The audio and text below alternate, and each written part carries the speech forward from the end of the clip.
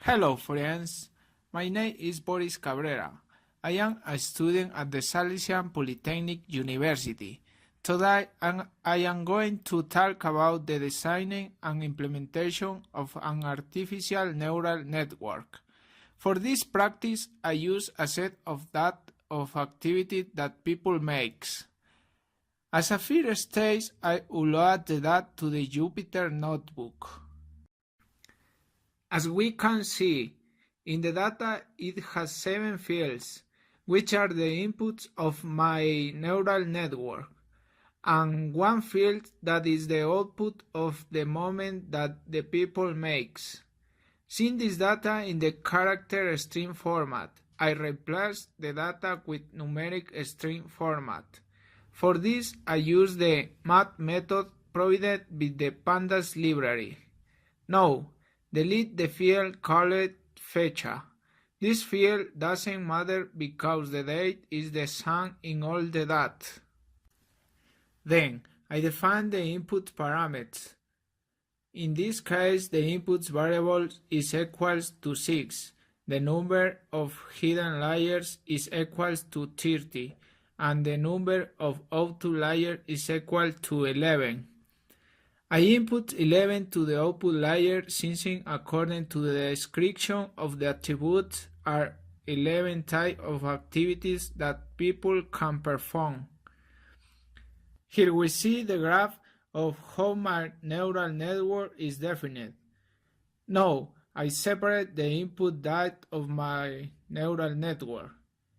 Afterward, I separate the output data field of my neural network. Now, using the method train test split that provided with Scarlet, I divided all the data by 18% for training and 20% to perform the test. Then, I perform hot encoding at the output data, but for training and for the test, this server to have a better precision. Now, I scale the data to have a good precision.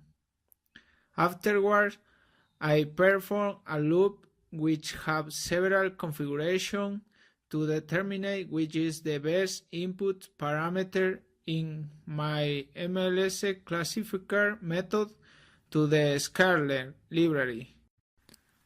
As we can see in the results, the best configuration is number 3, with 72% of precision. Afterwards, I select the best configuration and I make a new loop, changing other parameters.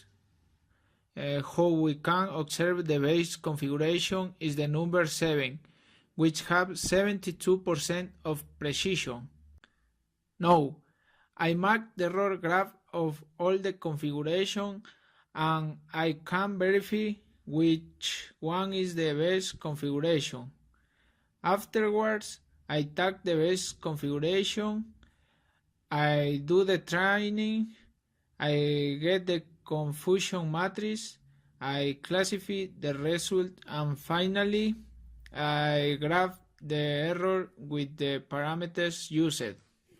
And to finish with this analysis of the good functioning of my neural network, I perform the comparative graph between the real outputs against the output predicted by my neural network. In this way, we can say that my neural network has a good precision when predicting the movements that a people makes.